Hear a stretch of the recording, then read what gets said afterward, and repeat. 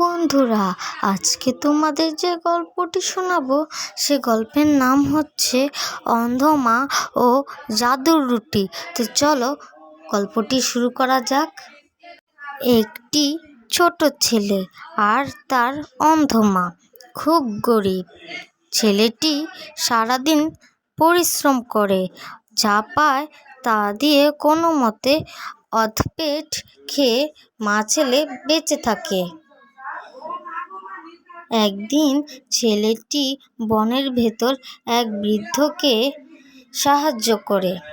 বৃদ্ধাটি খুশি হয়ে তাকে একটি জাদুর তাওয়া দেয় এবং বলে, এটি দিয়ে তুমি যা বানাবে তা কখনো ফুরাবে না, কিন্তু শর্ত হলো একটাই, এটি দিয়ে বানানো খাবার আগে ক্ষুধার্ত কাউকে খাওয়াতে হবে।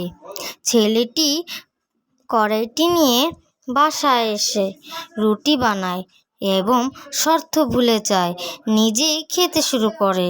সাথে সাথে রুটিগুলো পাথরের মতো শক্ত হয়ে যায়। তখন সে তার ভুল বুঝতে পারে এবং বাইরে গিয়ে একটি ক্ষুধার্ত পথচারীকে খাওয়ায়। এরপর থেকে সে যা বানাতো তা অমৃত মতো হয়ে যেত। মা ছেলের কষ্ট দূর হয়ে গেল এবং তারা গ্রামের সবাইকে সাহায্য করতে শুরু করে। এরপর থেকে তাদের খাবার অভাব রইল না।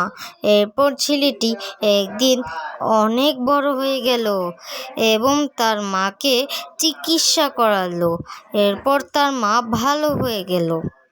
মা যখন প্রথমবারের মতো তার ছেলেকে দেখলো, তখন তার মা কান্নায় ভেঙে পড়ে। এরপর কিছুদিন পর রবি বিয়ে করলো। এরপর তারা সুখে শান্তিতে বসবাস করতে লাগলো। তো বন্ধুরা, গল্পটি কেমন লাগলো?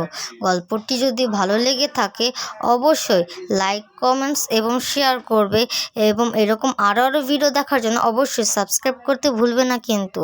তো আজকের ভিডিও এই পর্যন্তই। বাই বাই, আল্লাহ হাফেজ।